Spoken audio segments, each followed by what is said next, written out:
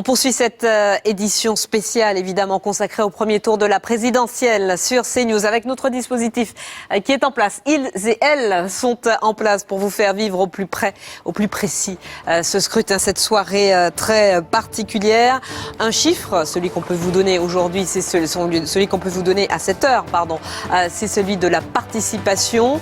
La participation à 17h, d'après le ministère de l'Intérieur, était d'un peu plus de 69,42%. Les bureaux de vote restent ouverts jusqu'à 19h sur l'ensemble du pays, jusqu'à 20h dans la plupart des grandes villes. Et notre partenaire IFOP Fiducial fait une projection et une estimation de la participation à 20h, une estimation à 81%. Cela veut dire que les Français finalement, alors qu'on disait qu'ils étaient écœurés par cette campagne et que l'abstention serait très élevée, les Français se sont bien emparés du scrutin. Olivier Benkemoun, vous êtes avec Éric Kwame dans le 16e arrondissement à Paris et là, on s'est beaucoup mobilisé.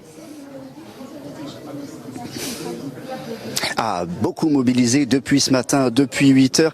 Il y a 3 bureaux de vote à l'endroit où je me trouve, le numéro 27, le numéro 28 et le numéro 29. Et il y en a un qui est déjà à 90% de participation. 90%. Ça veut dire que dès ce matin, dès 8 heures, dès 9 heures, dès midi, on était à 50% de mobilisation. Dans le fief de la droite, le 16e arrondissement de Paris est un endroit où traditionnellement, évidemment, on vote pour la droite républicaine.